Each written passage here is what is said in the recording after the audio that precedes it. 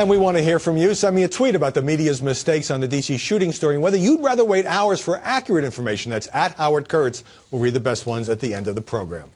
After the first shots were fired at the Washington Navy Yard, it seemed like news organizations were trying to be cautious, but a series of mistakes underscored the danger of relying on unnamed law enforcement sources in such a fast-moving situation.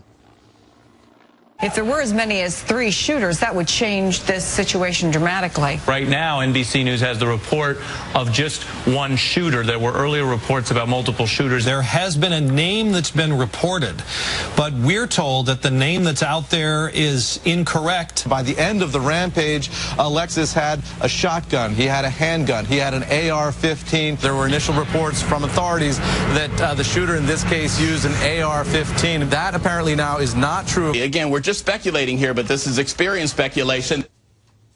CBS's John Miller reported that the shooter was a man who wasn't even at the Navy Yard. Turns out his ID was found near the actual killer, Aaron Alexis. CBS tweeted, latest from CBS News, we are retracting our reports that Raleigh Chance was the Navy Yard shooter. There are now questions about the identity. NBC also naming Chance as the shooter before political director Chuck Todd tweeted, NBC News, we are now not reporting name of shooter, retracting that report, deleting those tweets. So has the news business again fallen short in time of crisis?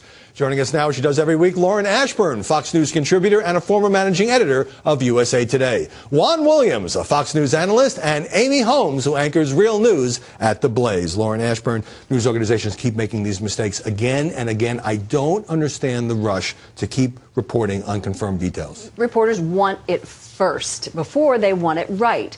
In many instances, the penalty for making a mistake is almost non-existent in this day of social media and iterative information that we receive. There's no context. You want it out there quickly.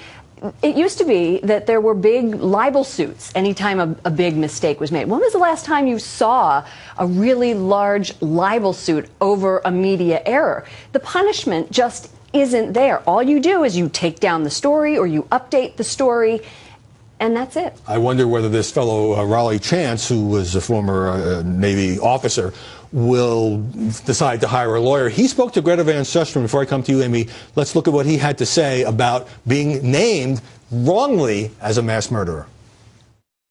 How do you feel about all this? I feel upset. I feel that my privacy was violated. I felt like my whole world was turned upside down, and now I'm left with trying to put it back together. In Boston. So, Amy Holmes, there are consequences to these erroneous reports. Absolutely. I mean, can you imagine the nightmare of being named as a mass shooter? And, you know, as they say, where do you get your reputation back? The good news is that the media did correct it almost immediately, within minutes or hours, and that because of our social media, because of Twitter, and all of these ways of getting information out quickly, that it could quickly be corrected. But his name is still in the public domain. After Newtown, some outlets named the shooter's brother, who was sitting on a bus at the time of that terrible tragedy at the elementary ask school. Richard Jewell, but again, a mistake that was made then. So, Juan, there is a reliance, it seems to me, on these law enforcement sources who themselves are often confused in these situations or have piecemeal or inaccurate information. Correct. Now, I will say I differ with Lauren about, you know, the consequences. I think John King at CNN, his career, I think, was hurt by the fact that he came out with misinformation during that Boston episode.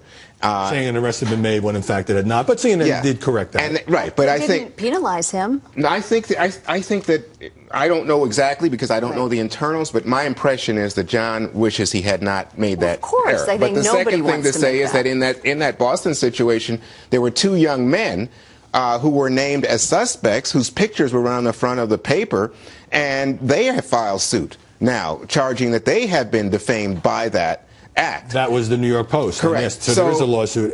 And speaking of that... But it's not the norm. Is there too much focus in each of these terrible tragedies on the shooter's motivation, how he was growing up, and not enough on the victims of this terrible violence? I think a lot of us would probably agree that in Boston that was definitely the case. You saw the shooter on the cover of Rolling Stone, and a lot of people had to pull that off. In this instance, we didn't see continuation of coverage on the whole event throughout the entire week. It sort of ended on Tuesday. There are some stories that have continued on gun control and other issues, but I think maybe part of it is that we figured out very quickly who the shooter was in this case, that he had mental issues, that he was hearing things from walls and microwaves, and maybe we understood who he was and that we didn't want to report on anything else. You know, I think there's some larger issues here that we need to deal with in terms of media. One is the proliferation of social media, Twitter and the like. I mean, you just saw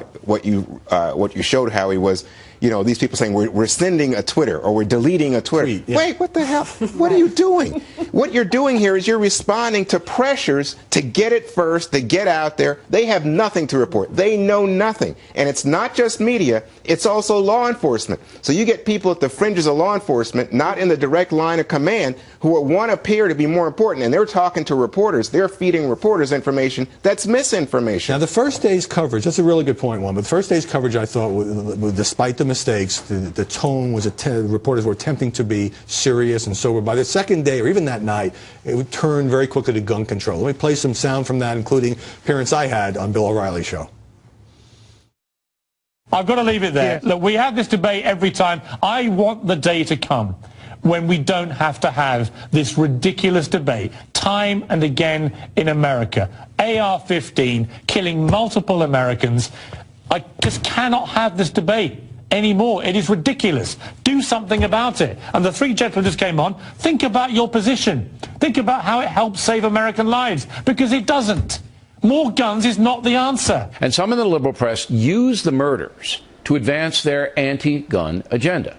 Awful. But I certainly don't think it's fair to say that all of the mainstream media is comprised of people who are anti-Second Amendment fanatics. Are you kidding me, Howard? Amazing. Are you kidding me, Howie? With you. No, look, the AR-15 story reported by everybody from the New York Times to the LA Times to all the networks was wrong. So this made this not a great case for gun control, because there was no semi-automatic weapon or assault rifle used. But at the same time, despite people like Piers Morgan, despite the New York Daily News putting the AR-15 on the cover and trying to make a gun control statement, a point I was trying to make to O'Reilly is it's okay to debate these things. That's part of the media's job. In this case, the underlying information turned out to be erroneous. Right, but it's not the only story. And there was another shooting in Chicago this week that points to another source of gun violence, and that is gang activity. And you don't see the same type of focus, partly because, you know what, Mayor Rahm Emanuel would have to take responsibility for the social conditions of a great majority or a great number of his citizens in his city. I think the media moved off of the gun control debate quickly because the media, after Newtown, failed in their gun control agenda. They know that it goes nowhere on Capitol Hill. You're adopting this notion that the media collectively, all the journalists, reporters, certainly there was have an agenda. An orgy of coverage of the gun control debate. Why is it considered having an agenda if you say, as a reporter, and we're talking here, let's leave the commentators aside, let's leave Piers Morgan's aside. If you say, this is an important issue in America. There are reasonable proposals endorsed by people like Republican Senator Pat Toomey about limiting the sales of high-capacity magazines and background checks at gun shows. Let's have a full debate about that. Why is that pushing an agenda as opposed to dealing with an issue? Well, if you remember, after Newtown, Vice President Joe Biden said that part of the administration's approach would be to look at mental illness. Where did that go? Where did you see the coverage in the media? What I'm talking about is priorities. Amy says the media have an agenda on gun control. I would say, well, some commentators do. What they are trying to do is have a debate, which is an important debate in this country. I think it's a critical debate. I don't know how you get away from it. To my mind, this story does breach some of those issues because, in fact, what we learned is this man had psychiatric issues. People were aware of it. Nonetheless, he was able to go out and buy a gun. When you talk about reasonable steps that were endorsed by Toomey and others, and in fact by most of the American people, they talk about requiring background checks for online purchases of guns, requiring that people who... What about this story about mental illness? Was he getting proper treatment? I think, how is he allowed to fall through the cracks as a loony bird? I'll tell you this as a loser.